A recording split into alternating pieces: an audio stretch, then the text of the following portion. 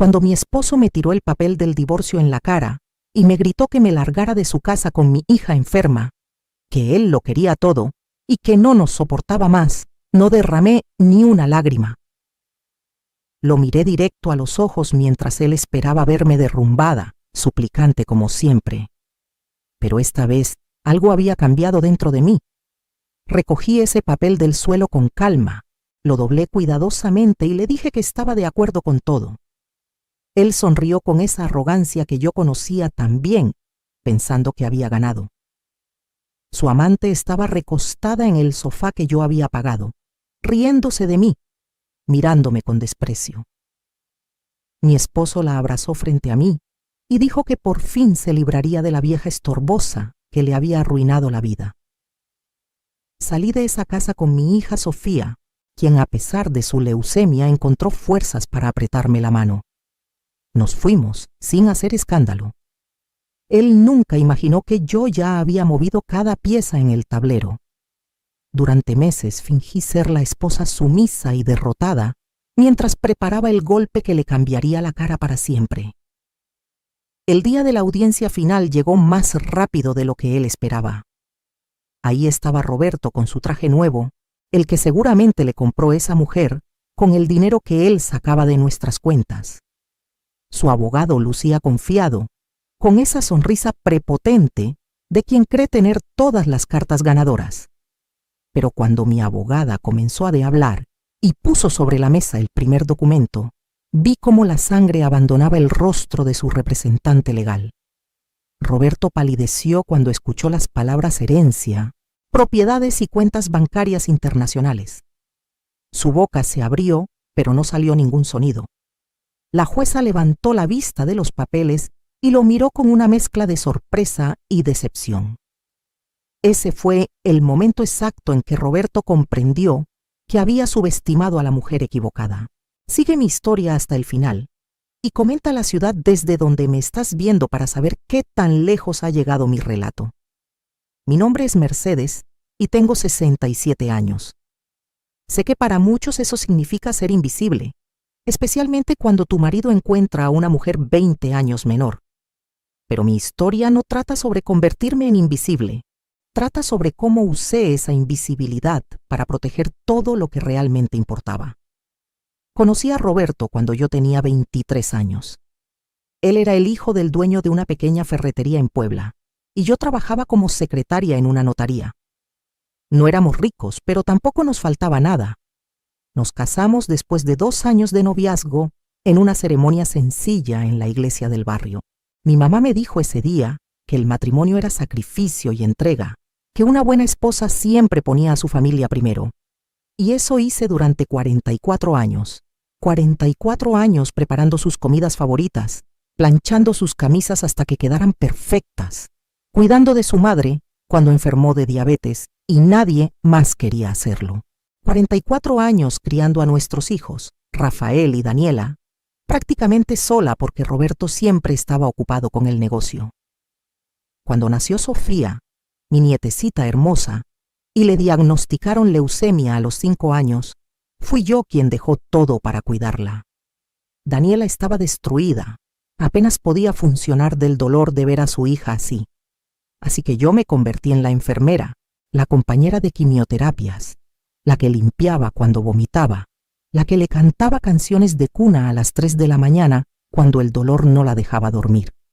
Roberto apenas visitaba el hospital. Decía que no soportaba ver a la niña así, que le dolía demasiado. Pero encontraba tiempo para sus partidas de dominó los viernes, para sus carnes asadas con los amigos los domingos, para sus escapadas de pesca cada mes. Yo nunca reclamé. Así me habían enseñado que debía ser. Una buena esposa, una buena abuela, siempre disponible, siempre sacrificada, siempre en segundo plano. La ferretería creció con los años.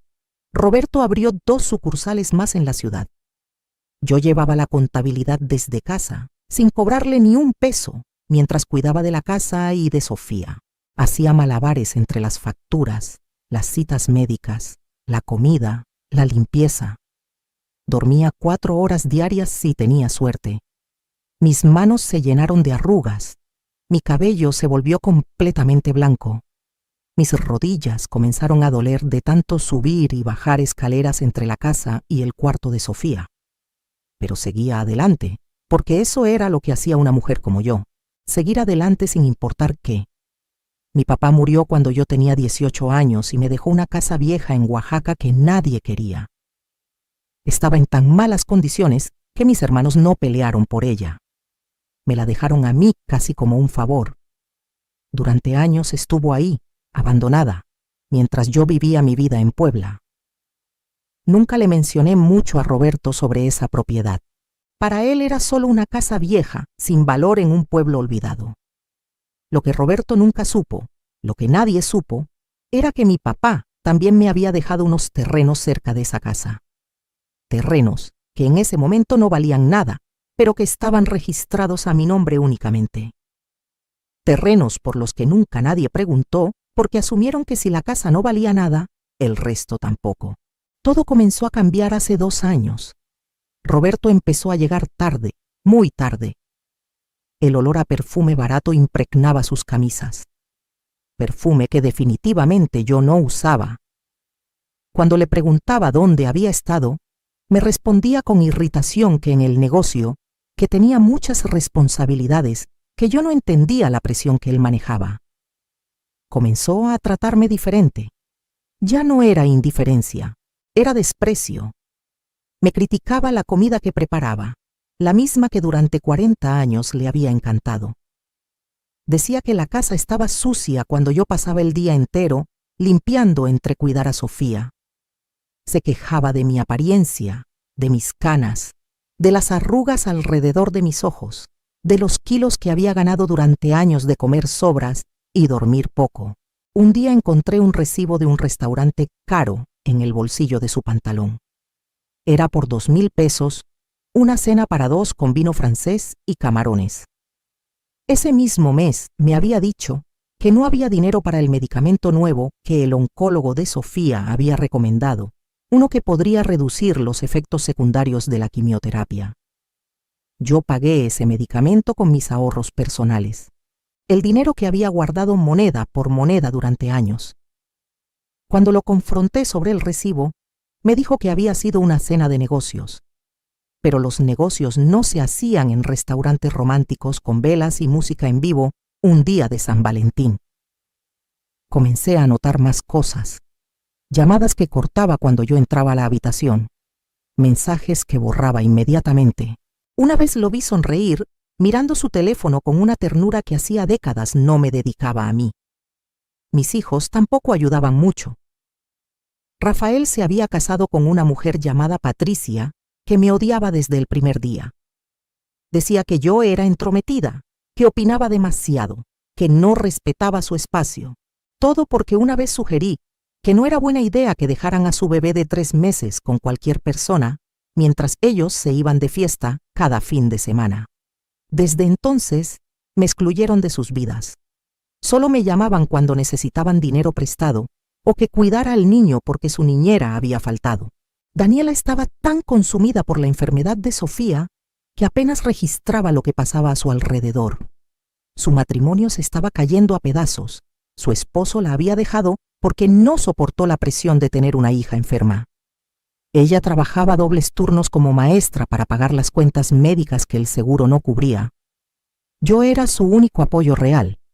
Así que ahí estaba yo, a mis 65 años en ese momento, cuidando de una nieta enferma, manteniendo una casa, trabajando en la contabilidad del negocio familiar sin pago y viendo cómo mi esposo se alejaba más cada día. Me sentía invisible, peor que invisible. Me sentía como un mueble viejo que ya no servía pero que todavía ocupaba espacio. La gota que derramó el vaso llegó una tarde de julio. Hacía un calor insoportable y el aire acondicionado se había descompuesto. Sofía había tenido un mal día, vomitando cada hora. Yo estaba exhausta, con mi ropa manchada, el cabello pegado a la frente por el sudor. Roberto llegó a casa a las 6 de la tarde, temprano para su nueva rutina. Venía acompañado. Traía a una mujer de unos 40 años, con un vestido ajustado color rojo tacones altos, maquillaje perfecto.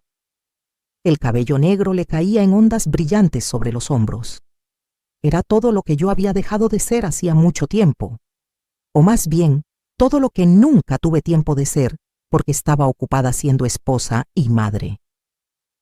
Roberto ni siquiera tuvo la decencia de parecer avergonzado. Me presentó a Jessica como su socia de negocios. Dijo que necesitaban recoger unos papeles de su oficina en casa. Ella me miró de arriba abajo con una sonrisa burlona.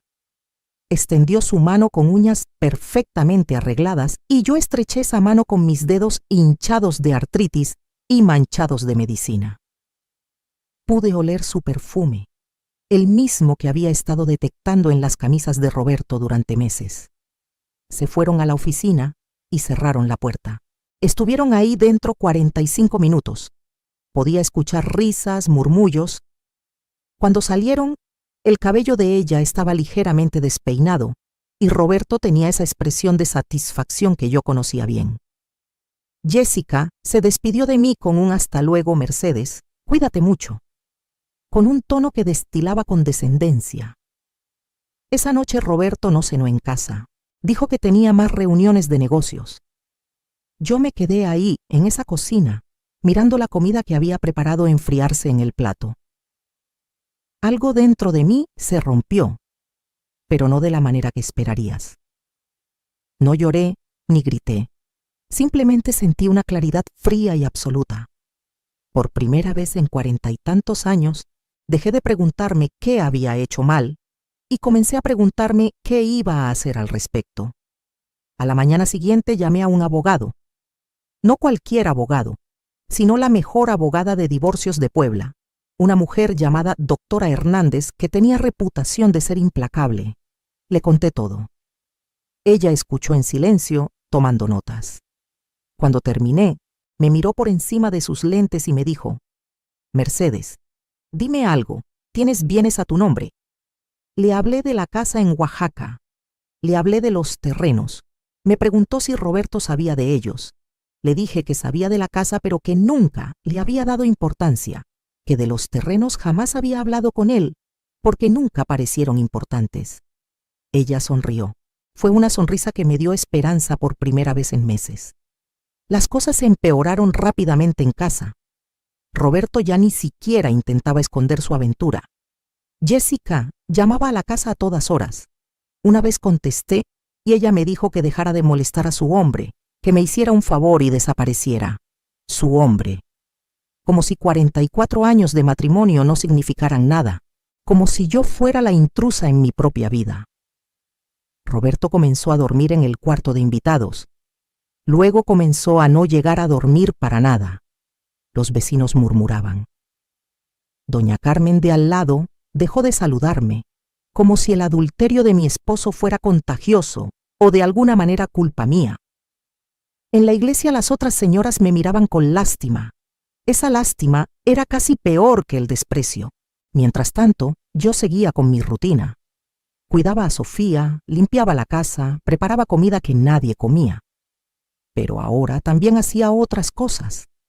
Me reunía con la doctora Hernández, investigaba, recopilaba documentos. Roberto pensaba que yo era tonta, que no entendía de negocios o de dinero. Ese fue su primer error. Yo había llevado la contabilidad de sus ferreterías durante años.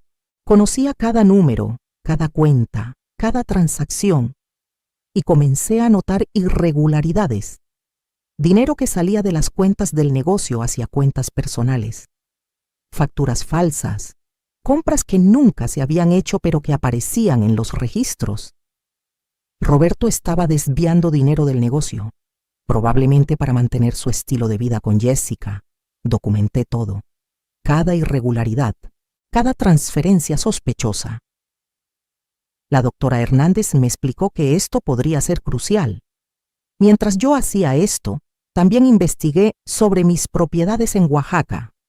Resultó que la zona donde estaban mis terrenos se había desarrollado enormemente en los últimos años. El gobierno había construido una carretera nueva que conectaba con la costa. Empresas turísticas estaban comprando terrenos en la zona para desarrollar resorts y hoteles boutique. Mis terrenos, esos que nadie quería, esos que Roberto consideraba basura, ahora valían una fortuna. Contraté a un valuador que confirmó lo que yo sospechaba. Solo los terrenos valían cerca de 15 millones de pesos.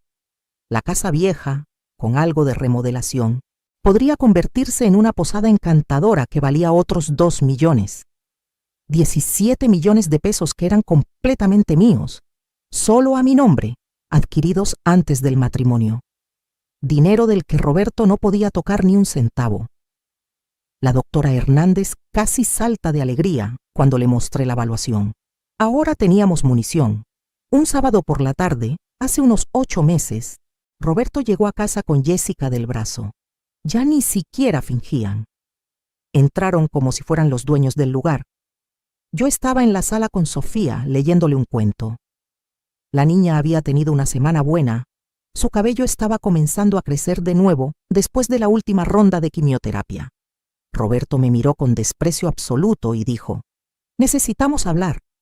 Jessica se sentó en mi sofá, cruzó las piernas y me sonrió como si fuera la reina del mundo. Roberto sacó unos papeles de su maletín. Los dejó caer sobre la mesa de centro. «Papeles de divorcio», dijo Mercedes. «Esto se acabó. Quiero el divorcio y quiero que te largues de mi casa». Sentí que Sofía se tensaba a mi lado. La abracé más fuerte. Le pregunté con la voz más calmada que pude si estaba seguro. Él se rió. «Seguro. Mercedes, llevo seguro desde hace años. Me quedé contigo por lástima, por no crear escándalo. Pero ya me cansé. Mírate. Eres una vieja amargada y fea. No tienes nada que ofrecerme. Jessica es todo lo que tú nunca fuiste. Joven, bella, divertida. Ella me hace feliz». Jessica sonrió aún más. Se levantó y caminó hacia Roberto. Lo besó en la boca frente a mí, frente a mi nieta de 7 años. Luego me miró y dijo: «Lo siento, Mercedes, pero así es el amor. Cuando llega, llega. Y Roberto y yo nos amamos. Tú ya cumpliste tu tiempo».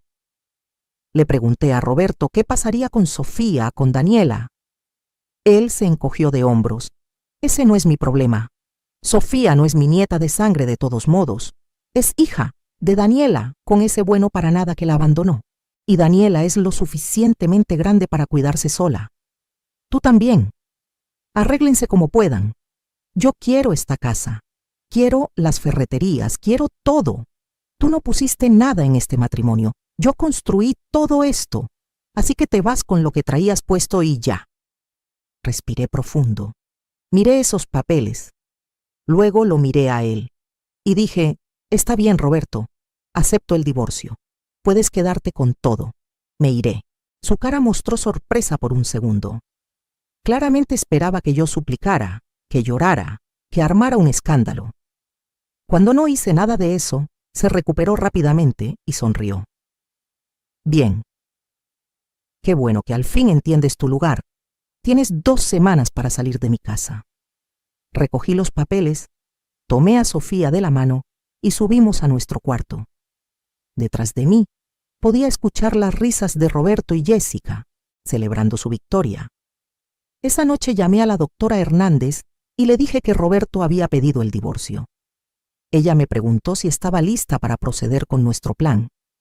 Le dije que nunca había estado más lista para nada en mi vida. Durante las siguientes semanas fingí ser la esposa derrotada y sumisa que Roberto esperaba.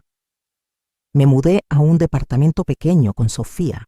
Era un lugar humilde de 2 habitaciones en una zona no muy buena de la ciudad, pero era lo que podía pagar con mis ahorros limitados. Roberto ni siquiera ofreció ayudar con la mudanza o con dinero para la renta. Estaba demasiado ocupado remodelando nuestra casa, borrando cualquier rastro de mí. Daniela estaba destrozada cuando le conté todo. Quería confrontar a su papá, gritarle, hacerle ver lo que estaba haciendo. Pero yo le pedí que se mantuviera calmada, que confiara en mí. Le dije que tenía un plan, pero que necesitaba que ella actuara normal, como si estuviéramos resignadas a perder todo. Fue difícil para ella, pero confió en mí. Rafael, por otro lado, se puso del lado de su padre. Dijo que era natural que un hombre buscara felicidad, que yo había dejado de esforzarme, que no podía culpar a papá por querer estar con alguien que lo apreciara. Patricia, su esposa, estuvo completamente de acuerdo. Incluso tuvieron el descaro de invitar a Jessica a una cena familiar, presentándola como la nueva pareja de Roberto. Yo no fui invitada. Eso dolió más de lo que quiero admitir. Perder a tu hijo, ver que elige al padre adúltero sobre la madre que sacrificó todo, eso te parte el alma. Pero usé ese dolor como combustible. Cada humillación, cada desprecio, cada risa burlona, lo guardé todo y lo convertí en determinación. Mientras tanto, Roberto procedió con el divorcio de manera agresiva. Su abogado era un hombre arrogante llamado licenciado Fuentes, conocido por ser despiadado. En las primeras audiencias, argumentaron que yo no tenía derecho a nada, porque no había contribuido económicamente al matrimonio. Dijeron que Roberto había construido el imperio de ferreterías solo, con su esfuerzo y sudor, que yo había sido simplemente un ama de casa, que vivió de su generosidad durante décadas. El licenciado Fuentes me miraba con desdén cada vez que hablaba. Trataba de intimidarme con términos legales complicados, con amenazas veladas de dejarme en la calle sin nada. La doctora Hernández jugaba su papel perfectamente. Parecía apenas competente, como si estuviera haciendo lo posible con un caso perdido. Pedía pequeñas cosas, una pensión mínima, tal vez algo de dinero para ayudar con los gastos de Sofía. Roberto y su abogado rechazaban todo con risas. Nada. Ella no merece nada, decía Roberto en cada audiencia. Yo me sentaba ahí, con ropa sencilla, sin maquillaje, viéndome exactamente como la vieja derrotada que ellos creían que era. Pero por dentro, estaba contando los días para la audiencia final. 3 meses después de que Roberto me entregara los papeles de divorcio, llegó el día de la audiencia final. Me levanté temprano esa mañana, me bañé con calma y me puse un vestido azul marino sencillo, pero elegante, que había comprado especialmente para la ocasión. Me maquillé ligeramente, me peiné con cuidado. Cuando me miré al espejo, vi a una mujer diferente de la que había sido meses atrás. Seguía teniendo 67 años, seguía teniendo arrugas y canas, pero había algo nuevo en mis ojos. Había poder. Sofía estaba con Daniela. La niña estaba respondiendo bien al tratamiento finalmente. Su cabello estaba creciendo en pequeños rizos suaves y sus mejillas habían recuperado algo de color. Antes de salir, la besé y le dije: «Abuelita va a arreglar las cosas hoy, mi amor». Ella me abrazó fuerte y me susurró: «Te quiero, abuelita. Eres la persona más valiente que conozco». Esas palabras me dieron la fuerza final que necesitaba. Llegué al juzgado 30 minutos antes. La doctora Hernández ya estaba ahí, con 2 maletines grandes llenos de documentos. Me sonrió y me dijo: «Lista, Mercedes. Hoy cambiamos tu vida». Roberto llegó 15 minutos tarde como siempre, con Jessica colgada de su brazo. Ella llevaba un vestido rojo brillante completamente inapropiado para un juzgado, tacones de 10 centímetros y suficiente perfume como para ahogar a alguien. Roberto llevaba su mejor traje, el azul oscuro que yo le había regalado en nuestro 30º aniversario, y lucía una sonrisa de absoluta confianza. El licenciado Fuentes venía detrás de ellos, igualmente confiado, con su maletín de piel cara y su actitud de superioridad. Entramos a la sala. La jueza era una mujer de unos 50 años llamada Magistrada Ruiz, conocida por ser justa pero estricta. Había leído sobre ella, sabía que no toleraba tonterías y que tenía especial desprecio por los hombres que abandonaban a sus esposas después de décadas de matrimonio. Nos sentamos en nuestros respectivos lugares. Roberto y Jessica se susurraban cosas y se reían por lo bajo. El licenciado Fuentes organizaba sus papeles con movimientos precisos y ensayados. La doctora Hernández permanecía tranquila, con las manos sobre la mesa. La magistrada Ruiz entró y todos nos pusimos de pie. Ella se sentó, Nos indicó que hiciéramos lo mismo y abrió el expediente. Comenzó leyendo un resumen del caso.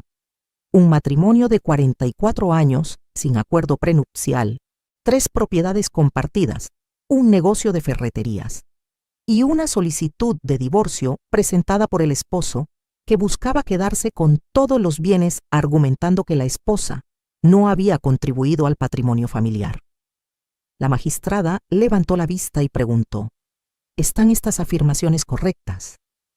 El licenciado Fuentes se puso de pie y confirmó que sí, que su cliente Roberto Mendoza había construido todo el patrimonio familiar con su trabajo y esfuerzo, y que la señora Mercedes no tenía derecho legal a reclamar nada. La magistrada me miró a mí. Doctora Hernández, ¿cuál es la posición de su clienta? La doctora Hernández se levantó lentamente. Su señoría, mi clienta tiene una posición muy clara. Y procedió a abrir el primer maletín. La doctora Hernández sacó el primer conjunto de documentos y los colocó sobre la mesa. Su señoría, me gustaría comenzar estableciendo las contribuciones de mi clienta al patrimonio familiar. Durante 44 años, la señora Mercedes Flores de Mendoza trabajó sin remuneración como contadora del negocio familiar. Aquí tengo registros que muestran que ella era quien llevaba la contabilidad completa de las 3 ferreterías. Roberto se movió incómodo en su silla. El licenciado Fuentes trató de objetar diciendo que eso era parte de las obligaciones maritales. La magistrada lo silenció con una mirada.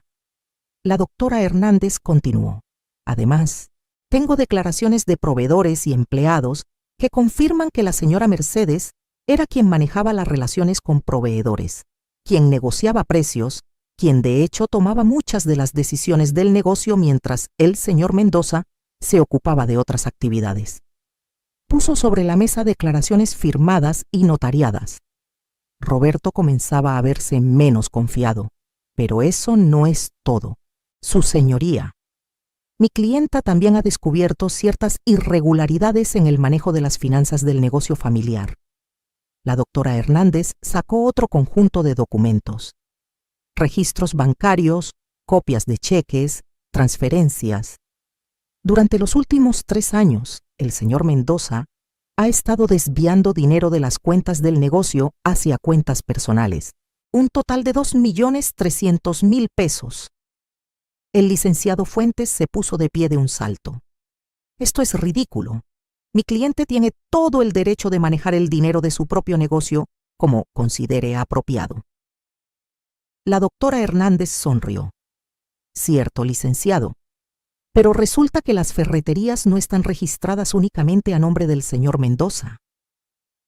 Dejó caer otro documento sobre la mesa, la escritura original de la primera ferretería, firmada hace 38 años. En esa escritura aparecíamos tanto Roberto como yo, como propietarios al 50% cada uno. Roberto se puso pálido. Yo nunca le había mencionado ese detalle. Había olvidado que cuando abrimos el primer local, el notario nos había sugerido poner ambos nombres para efectos fiscales. Durante casi 4 décadas, Roberto había operado como si fuera el único dueño, pero legalmente yo era copropietaria. Eso significa, su señoría, que mi cliente es copropietaria del negocio y que las transferencias no autorizadas que el señor Mendoza hizo constituyen apropiación indebida de recursos compartidos. El licenciado Fuentes estaba revisando frenéticamente sus propios papeles. Jessica ya no sonreía. Roberto me miraba con una mezcla de shock e ira. Pero la doctora Hernández no había terminado. Ahora bien, su señoría, pasemos a discutir los bienes personales de mi clienta. Roberto se rió nerviosamente. ¿Qué bienes personales puede tener ella? No tiene nada. La doctora Hernández abrió el segundo maletín. Sacó documentos, valuaciones, títulos de propiedad. Mi clienta es propietaria única de una casa y terrenos en Oaxaca, adquiridos por herencia antes del matrimonio y, por tanto, no sujetos a división de bienes gananciales. La magistrada tomó los documentos y comenzó a revisarlos. Roberto dijo con desdén: «Esa casa vieja no vale nada. Todos lo sabemos». La doctora Hernández sonrió más ampliamente. De hecho, señor Mendoza, esa propiedad ha sido valuada recientemente en 17 millones de pesos. El silencio que siguió a esa declaración fue absoluto. Roberto se quedó con la boca abierta. El licenciado Fuentes dejó caer el bolígrafo que sostenía.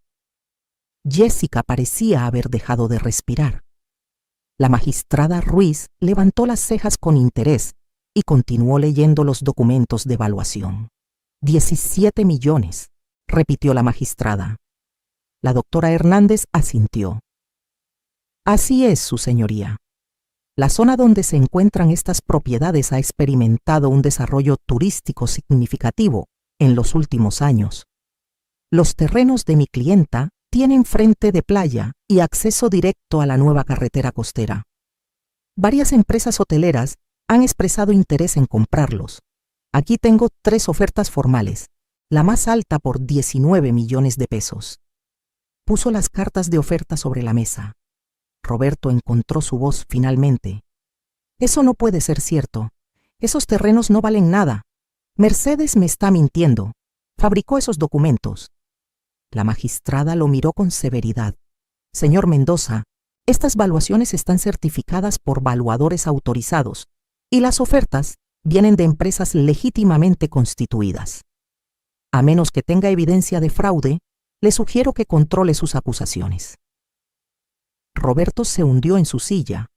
Podía ver su mente trabajando, calculando, dándose cuenta de que había cometido un error monumental. El licenciado Fuentes pidió un receso. La magistrada lo concedió. Nos levantamos y salimos al pasillo.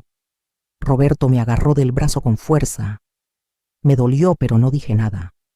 Su cara estaba roja de ira. ¿Desde cuándo sabías que esos terrenos valían tanto? Le respondí con calma desde hace unos meses, Roberto. Cuando tú estabas ocupado con Jessica, yo estaba ocupada investigando mi futuro. Jessica se acercó y me gritó: eres una víbora, una mentirosa. Le estabas ocultando esto a tu esposo. Me reí. Era la primera vez que me reía genuinamente en meses. Le dije: Jessica, querida, Roberto no es mi esposo, es mi pronto ex esposo. Y no le oculté nada. Simplemente nunca preguntó. Asumió que yo no tenía nada de valor, como asumió tantas otras cosas sobre mí. La doctora Hernández intervino y nos separó. Le dijo a Roberto que se alejara de su clienta o presentaría cargos por intimidación. Volvimos a entrar a la sala. El licenciado Fuentes lucía significativamente menos confiado. Cuando la magistrada retomó la sesión, él pidió la palabra. Su señoría, mi cliente estaría dispuesto a llegar a un acuerdo. Quizás una división más equitativa de los bienes. La magistrada lo miró. Hace una hora su cliente insistía en que la señora Mendoza no merecía nada. ¿Qué ha cambiado? El licenciado Fuentes tragó saliva. Hemos reconsiderado nuestra posición dado que nueva información ha salido a luz. La magistrada se volvió hacia mí. Señora Mendoza, ¿está usted interesada en llegar a un acuerdo con su esposo? Me puse de pie lentamente. Toda la sala me miraba. Roberto con ansiedad, Jessica con odio, el licenciado Fuentes con nerviosismo, la magistrada con curiosidad, la doctora Hernández con orgullo. Hablé con voz clara y firme. Su señoría, hace 3 meses mi esposo me echó de la casa que compartimos durante 44 años. Me dijo que yo no tenía valor, que era vieja y fea, que no merecía nada. Me dijo que me largara con mi nieta enferma, que él no nos necesitaba ni nos quería. Delante de esa niña de 7 años con leucemia, besó a su amante y me dijo que yo ya había cumplido mi tiempo. No ofreció ayuda económica, no ofreció apoyo. Me dejó en la calle con lo puesto. Tuve que mudarme a un departamento pequeño. Tuve que usar mis ahorros para pagar el tratamiento de mi nieta, porque él se negó a ayudar. Durante 3 meses me ha humillado públicamente. Ha paseado a su amante por toda la ciudad. Ha hablado mal de mí con quien quiera escuchar. Ahora que descubre que tengo recursos, de repente quiere negociar. De repente quiere ser justo. Mi respuesta es no. No quiero ningún acuerdo con usted, señor Mendoza. La magistrada asintió. Entiendo su posición, señora Mendoza. Entonces procedamos con la división legal de bienes. La doctora Hernández se levantó nuevamente. Su señoría, me gustaría presentar evidencia adicional. Tengo aquí registros médicos que muestran los gastos de tratamiento de la nieta de mi clienta, gastos que mi clienta ha estado cubriendo sola. También tengo evidencia de que el señor Mendoza ha estado gastando recursos conyugales en su amante, facturas de restaurantes, hoteles, joyas, viajes. En total, aproximadamente 1.200.000 pesos en el último año. Jessica se puso de pie gritando: «Eso es privado. No tienen derecho a investigar nuestra relación». La magistrada la miró con frialdad. «Siéntese, señorita. Usted no es parte de este procedimiento. Si vuelve a interrumpir, la sacaré de la sala». Jessica se sentó, pero fulminaba con la mirada. La magistrada revisó toda la evidencia que la doctora Hernández había presentado. Después de varios minutos de silencio, habló. «He revisado toda la documentación presentada por ambas partes. Mi decisión es la siguiente. Las 3 ferreterías, siendo propiedad compartida según la escritura original, serán divididas de la siguiente manera. El 50% corresponde legalmente a la señora Mercedes Mendoza como copropietaria original. Del 50% restante que corresponde al señor Roberto Mendoza, la mitad será asignada a la señora Mendoza como parte de los bienes gananciales del matrimonio. Eso significa que la señora Mendoza se queda con el 75% de las ferreterías». Roberto se puso de pie de un salto. «Eso es un robo. No puede quitarme mi negocio». La magistrada golpeó su mazo sobre la mesa. «Señor Mendoza, siéntese inmediatamente o lo haré sacar de la sala». Roberto se sentó, temblando de ira. La magistrada continuó. «La casa conyugal será otorgada a la señora Mendoza como compensación por los años de trabajo no remunerado en el negocio familiar y como compensación por los gastos médicos de su nieta que usted se negó a cubrir. El señor Mendoza tendrá 30 días para desalojar la propiedad». Jessica soltó un grito ahogado. Roberto estaba blanco como papel, pero la magistrada no había terminado. Adicionalmente, el señor Mendoza deberá reembolsar a la señora Mendoza la cantidad de 1.200.000 pesos, correspondiente a los recursos conyugales que gastó en su relación extramarital. Estos fondos deberán ser pagados en un plazo no mayor a 6 meses. El licenciado Fuentes intentó objetar. «Su señoría, esto es excesivo. Mi cliente quedará prácticamente en la ruina». La magistrada lo miró sin compasión. Su cliente eligió gastar recursos familiares en mantener una amante, mientras su esposa pagaba de su bolsillo el tratamiento médico de su nieta enferma. Su cliente eligió humillar y abandonar a una mujer que dedicó 44 años de su vida a su familia. Las consecuencias de esas decisiones son enteramente suyas. Ahora, con respecto a las propiedades en Oaxaca, dado que fueron adquiridas por la señora Mendoza antes del matrimonio, permanecen como su propiedad exclusiva. El señor Mendoza no tiene ningún derecho sobre ellas. Roberto hundió su cara entre sus manos. Jessica lo miraba con una expresión que mezclaba shock y algo más, algo que parecía cálculo. La magistrada revisó sus notas una vez más. «Hay algo más que me gustaría agregar.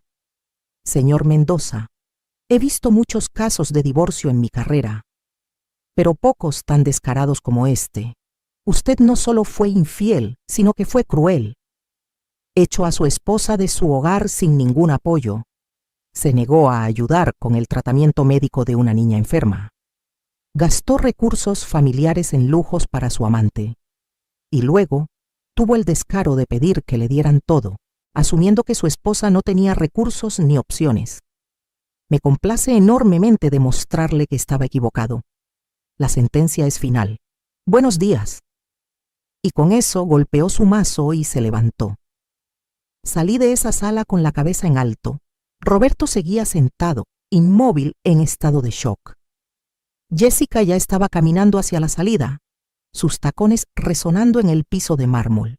Algo me decía que Roberto no volvería a verla pronto. Las mujeres como Jessica no se quedan con hombres que pierden todo.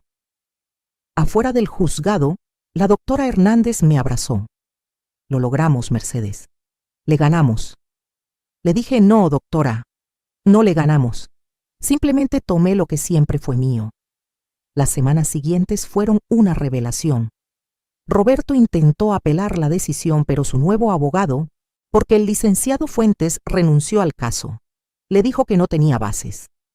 La evidencia era abrumadora y la magistrada había sido más que justa. De hecho, podría haber sido peor para él. Roberto tuvo que mudarse de la casa. No tenía a dónde ir, porque había gastado tanto dinero en Jessica que sus ahorros personales estaban agotados. Terminó rentando un cuarto en una pensión del otro lado de la ciudad. Jessica, como predije, desapareció de su vida inmediatamente después de la sentencia. Alguien me contó que la vieron 2 semanas después del brazo de otro hombre, un empresario de la Ciudad de México. Roberto trató de llamarla, pero ella bloqueó su número. El amor eterno había durado exactamente hasta que el dinero se acabó. Yo me mudé de vuelta a la casa, mi casa ahora. Lo primero que hice fue cambiar todas las cerraduras.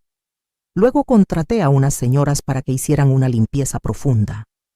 Quería eliminar cualquier rastro de Jessica, cualquier olor a su perfume barato, cualquier recuerdo de esos meses horribles. Pinté las paredes de colores claros y alegres. Compré muebles nuevos. Convertí uno de los cuartos en un espacio especial para Sofía, con paredes de color rosa suave, estantes llenos de libros, juguetes, un escritorio para que hiciera su tarea. Daniela y Sofía se mudaron conmigo. Daniela había estado viviendo en un departamento diminuto, luchando para llegar a fin de mes. Ahora tenía un hogar real, espacio, seguridad. Sofía estaba feliz. Su salud mejoraba cada día. El nuevo tratamiento estaba funcionando y los doctores eran optimistas sobre su recuperación completa. Ver a esa niña correr por el jardín, riendo, con su cabello creciendo en rizos suaves, sanaba algo dentro de mí. Las ferreterías fueron otro tema. Yo ahora era la propietaria mayoritaria. Llamé a una reunión con todos los empleados. Les expliqué la situación. Les aseguré que sus trabajos estaban seguros y que, de hecho, planeaba expandir el negocio. Contraté a un administrador profesional, un hombre joven y honesto llamado Héctor, que tenía ideas frescas sobre cómo modernizar las operaciones. Implementamos un sistema de inventario digital. Abrimos una tienda en línea. Comenzamos a ofrecer servicios de entrega a domicilio. En 6 meses, las ventas habían aumentado un 30%. Roberto seguía siendo dueño del 25%, lo que le daba derecho a una parte de las ganancias. Pero ya no tenía voz en las decisiones. Cada mes recibía su cheque y cada mes, según me contaron, lo gastaba en alcohol y autocompasión. Rafael, mi hijo, finalmente vino a verme después de 3 meses de silencio. Tocó la puerta una tarde, solo, sin Patricia. Cuando abrí, se quedó parado ahí sin saber qué decir. Yo lo dejé entrar. Nos sentamos en la sala, en el sofá nuevo que había comprado. Él miraba alrededor, notando todos los cambios. Finalmente habló. Mamá, yo no sabía. No sabía sobre los terrenos, sobre el negocio, sobre cuánto habías contribuido.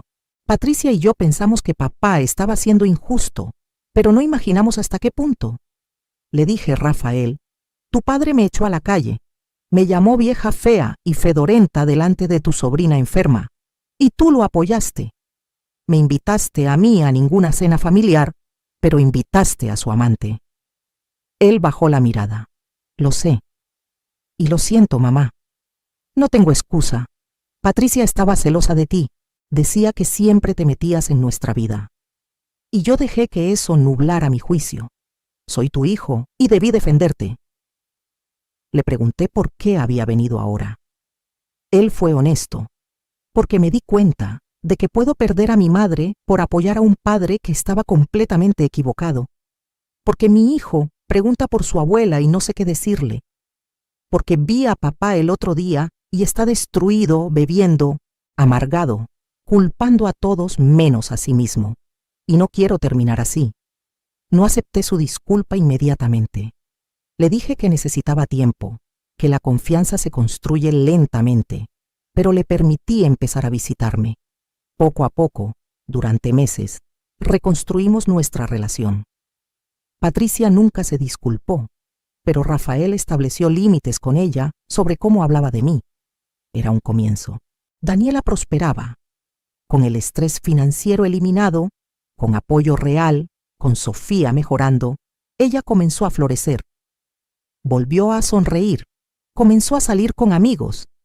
Incluso empezó a salir con un hombre bueno, un maestro de la escuela de Sofía, que la trataba con respeto y cariño. Verla feliz me llenaba el corazón. Yo misma cambié de maneras que nunca imaginé. Contraté a una empleada doméstica que venía 3 veces por semana.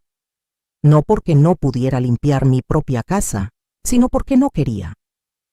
Después de 44 años limpiando para otros, decidí que merecía ayuda. Tomé clases de pintura, algo que siempre había querido hacer pero nunca había tenido tiempo. Resultó que era bastante buena. Mis pinturas de paisajes oaxaqueños comenzaron a llenar las paredes de la casa. Me uní a un grupo de mujeres de mi edad que se reunían los jueves para tomar café y compartir historias. Muchas de ellas tenían historias similares a la mía: esposos infieles, años de sacrificio sin reconocimiento, la lucha de encontrarse a sí mismas después de décadas de ser definidas solo como esposas y madres. Nos apoyábamos mutuamente, celebrábamos nuestras victorias, nos consolábamos en nuestras derrotas. Decidí qué hacer con las propiedades en Oaxaca. Rechacé las ofertas de compra de las empresas hoteleras. En su lugar, contraté a un arquitecto y a un constructor. Remodelamos la casa vieja de mi padre, convirtiéndola en una hermosa posada boutique de 6 habitaciones. Mantuvimos el carácter original de la construcción, pero la modernizamos con baños privados, aire acondicionado, camas cómodas. La llamé Casa Mercedes. En los terrenos, en lugar de vender, desarrollé un pequeño complejo de cabañas ecológicas.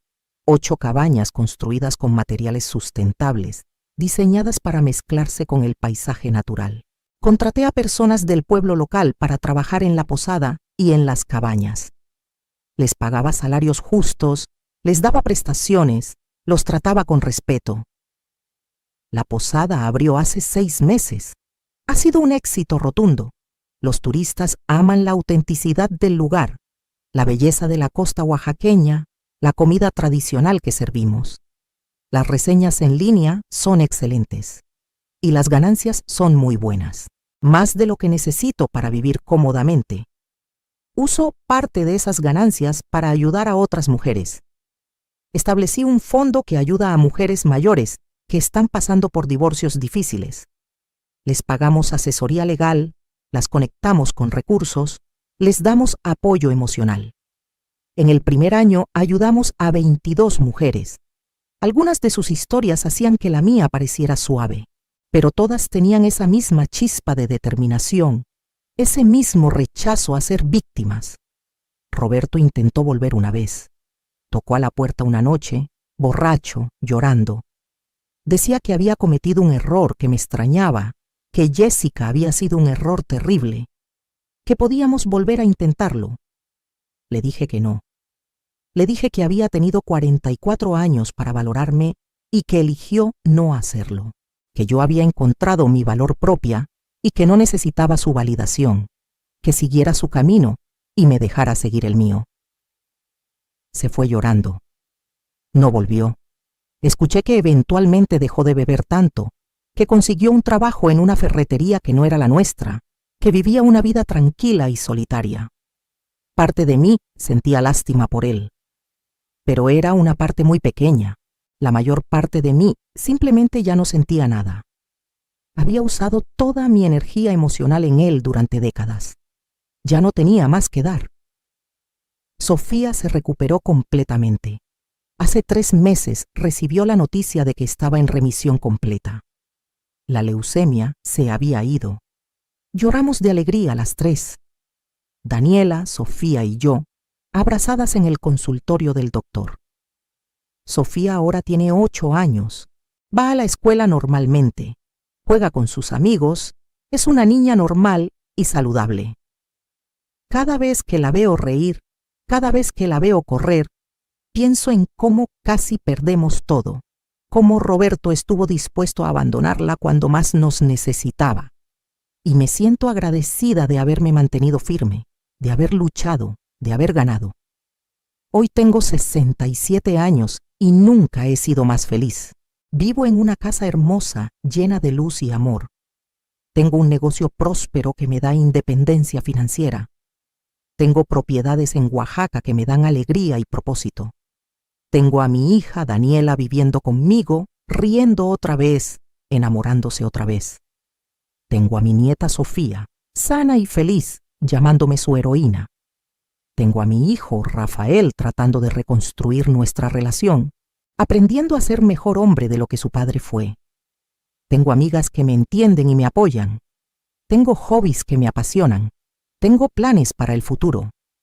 Hace unas semanas, Daniela me preguntó si alguna vez lamentaba haber pasado tantos años con Roberto.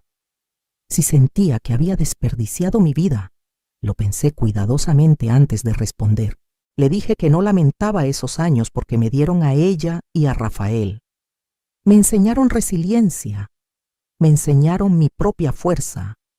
Me enseñaron que nunca es demasiado tarde para defenderte a ti misma.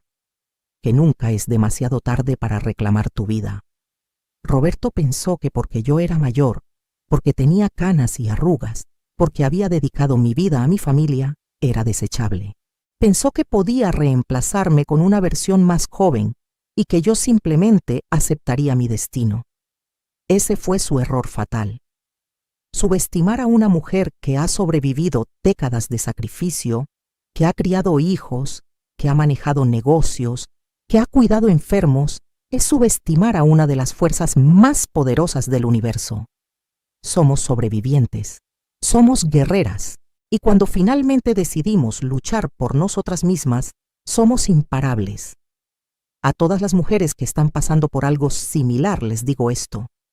No acepten menos de lo que merecen. No crean cuando les dicen que no tienen valor porque son mayores, porque han cambiado físicamente, porque dedicaron años a su familia en lugar de a una carrera. Esos años tienen valor. Ese trabajo tiene valor. Ustedes tienen valor. Investiguen sus recursos. Conozcan sus derechos. Busquen ayuda legal competente. No se rindan porque alguien más decidió que ya no les sirven. Y si tienen activos que otros desconocen, si tienen habilidades que otros subestiman, si tienen fuerza que otros no ven, úsenlos. No para venganza, sino para justicia. No para destruir, sino para construir la vida que merecen. Hoy visité la tumba de mi padre por primera vez en años. Le agradecí por dejarme esos terrenos que nadie quería. Le dije que finalmente entendí por qué siempre me decía que guardara algo solo para mí, que nunca pusiera todo en manos de otra persona. Él lo sabía. Sabía que algún día podría necesitar mi propia base, mi propia seguridad. Y tenía razón. Anoche cené con mis amigas del grupo de los jueves. Les conté la versión completa de mi historia, todos los detalles. Cuando terminé, hubo un momento de silencio. Luego una de ellas, Guadalupe, levantó su copa de vino y dijo un brindis. Por Mercedes, quien nos recuerda que nunca es demasiado tarde para ganar. Todas levantaron sus copas. Brindamos, reímos, compartimos nuestras propias historias de triunfo y superación.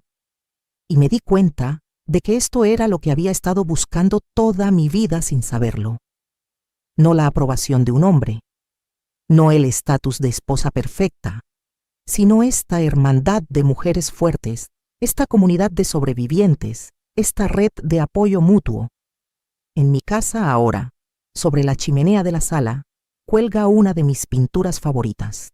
Es un paisaje de Oaxaca al amanecer, con el sol saliendo sobre las montañas, bañando todo en luz dorada. Lo pinté la primera vez que visité mis propiedades después de la sentencia. Me paré en esa playa. Sentí la arena bajo mis pies, escuché las olas, olí el aire salado del mar y supe que estaba exactamente donde debía estar. Ese cuadro me recuerda cada día que después de la noche más oscura siempre viene el amanecer, que después de la tormenta más feroz siempre llega la calma, que después del invierno más frío siempre florece la primavera. Sofía a veces me pregunta sobre su abuelo. Le digo la verdad de manera apropiada para su edad, que a veces las personas toman malas decisiones, que esas decisiones tienen consecuencias. Pero también le digo que nosotras estamos bien, que somos fuertes, que somos una familia y que nada ni nadie puede quitarnos eso. Daniela ha empezado a ahorrar dinero para comprar su propia casa. Podría quedarse conmigo para siempre y yo sería feliz. Pero entiendo su necesidad de independencia. Le he enseñado bien.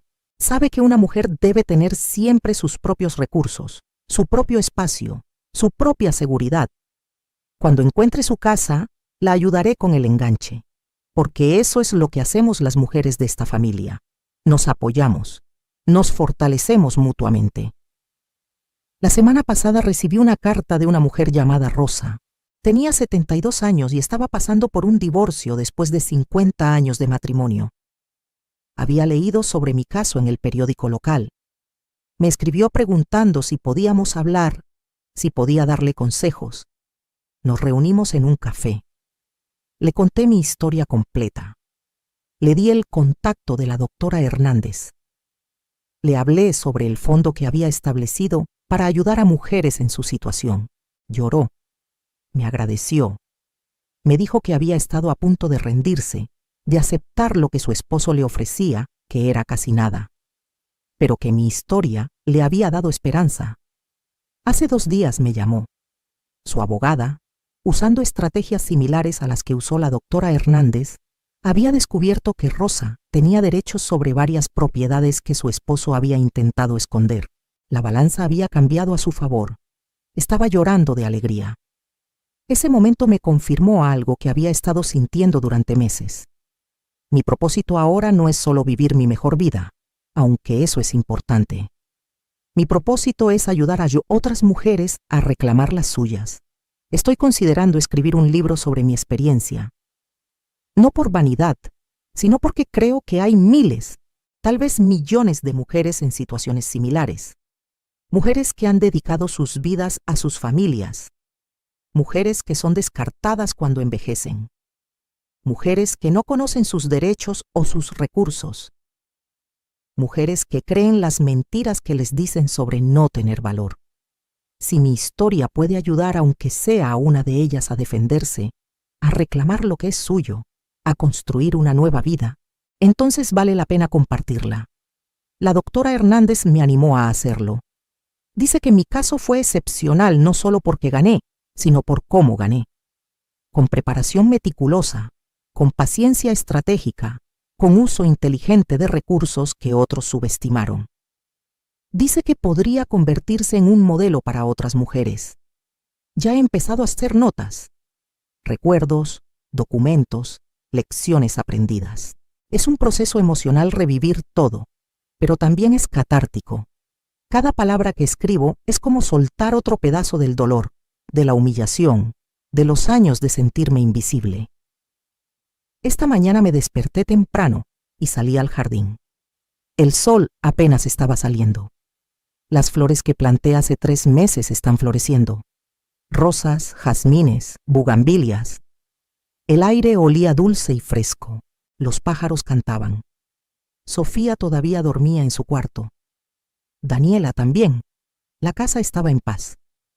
Me senté en la banca del jardín que compré, la misma donde ahora paso las mañanas con mi café, y pensé en todo lo que había pasado. En la mujer que era hace un año, derrotada, humillada, sin saber cómo seguir adelante. Y en la mujer que soy ahora, fuerte, independiente, en control de mi destino. La transformación es asombrosa y está disponible para cualquier mujer dispuesta a luchar por ella. Roberto me hizo un favor, aunque nunca fue su intención. Me obligó a despertar. Me obligó a ver mi propio valor. Me obligó a luchar. Sin su traición, su crueldad, su arrogancia, yo podría haber seguido siendo la esposa sumisa y olvidada hasta el día de mi muerte. En cambio, me convertí en la protagonista de mi propia historia. Y esa es una historia que vale la pena contar. Entonces mi mensaje final es este. Si estás pasando por una traición, por un divorcio difícil, por una situación donde sientes que has perdido todo, escúchame. No has perdido. Todavía estás aquí. Todavía estás respirando.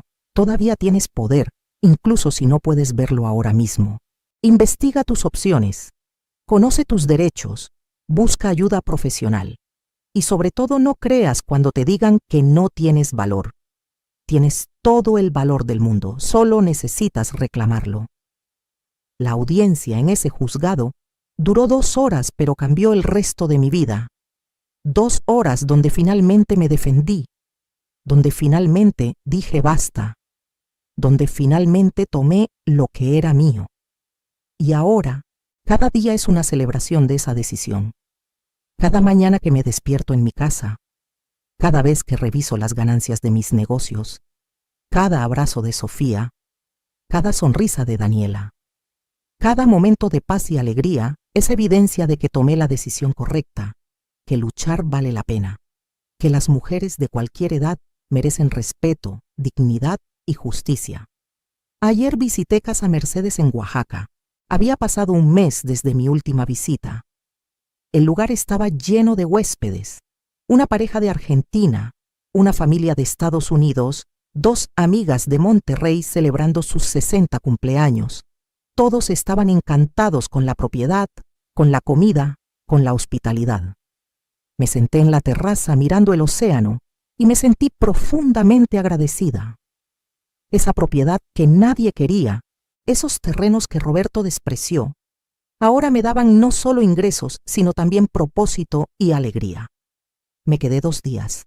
Caminé por la playa, nadé en el mar. Comí pescado fresco. Hablé con los empleados sobre sus familias, sus sueños. Una de las camareras, Lupita, me contó que estaba ahorrando para estudiar administración hotelera.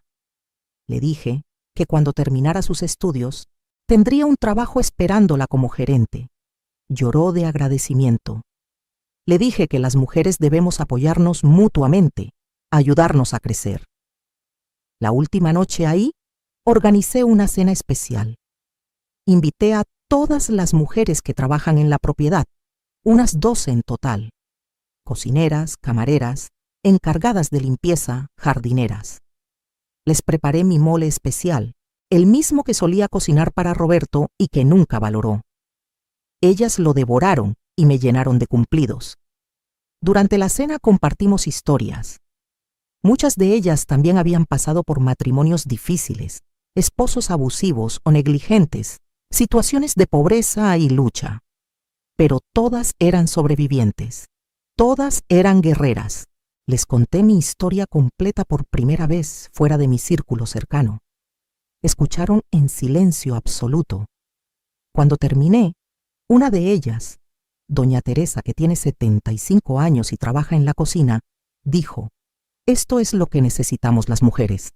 Necesitamos escuchar que es posible ganar, que no estamos condenadas a aguantar, que podemos cambiar nuestras vidas incluso cuando pensamos que es demasiado tarde».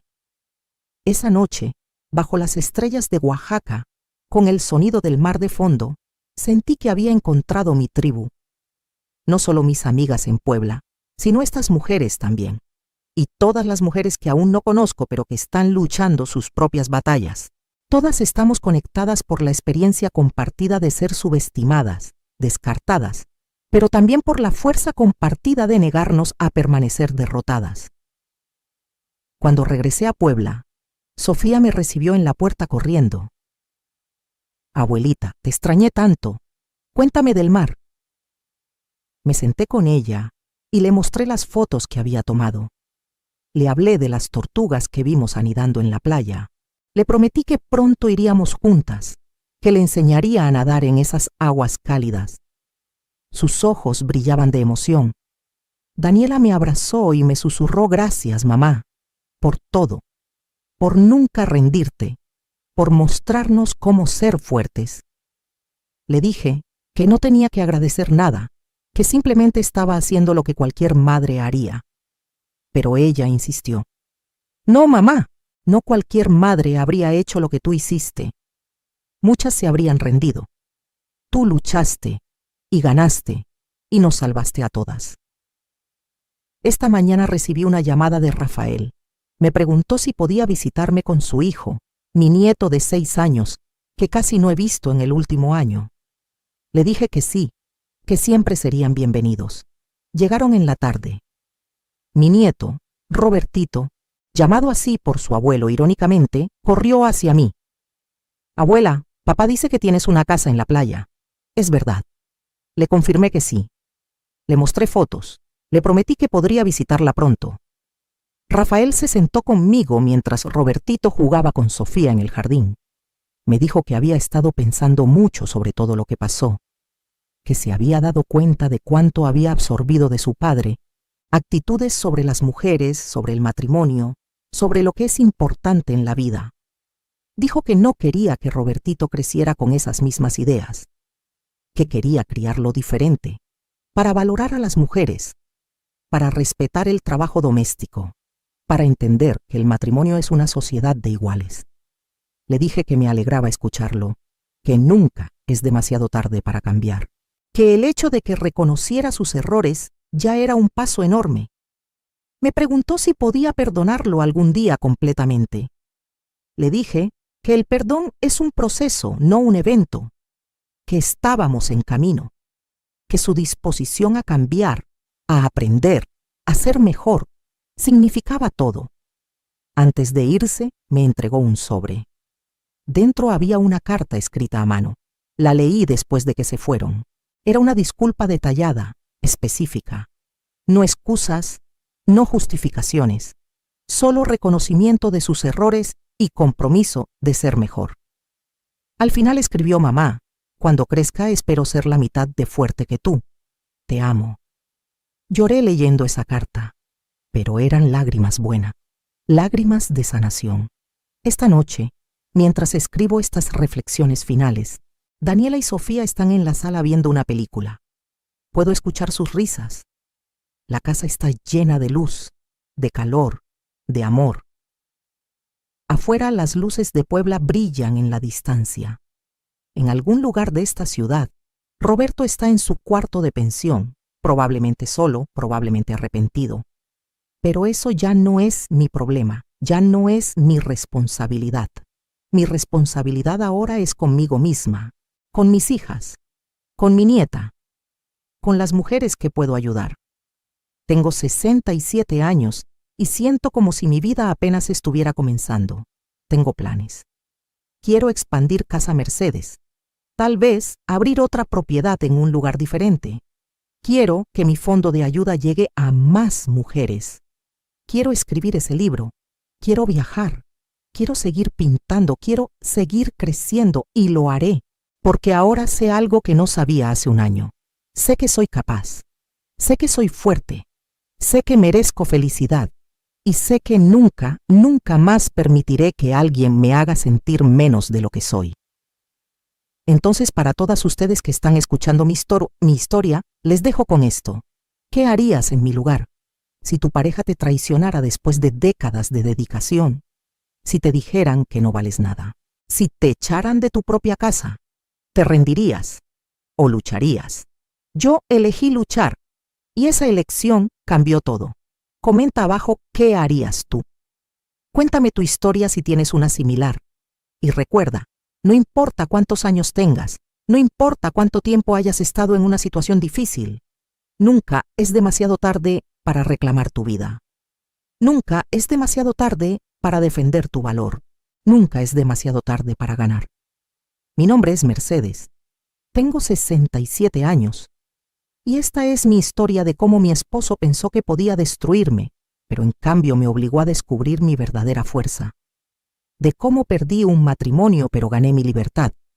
De cómo lo que otros vieron como mi final fue en realidad mi comienzo. Y ahora, cada día que me despierto en mi casa, en mi cama cómoda, rodeada de las personas que realmente me aman, sé con absoluta certeza que tomé las decisiones correctas, que la mujer que fui, sumisa y callada, murió el día que Roberto me entregó esos papeles de divorcio, y en su lugar nació una mujer nueva, una mujer que conoce su valor, una mujer que no acepta menos de lo que merece, una mujer que no tiene miedo, una mujer imparable. Y esa mujer soy yo, Mercedes, sobreviviente, guerrera, vencedora. Esta es mi historia, y apenas está comenzando.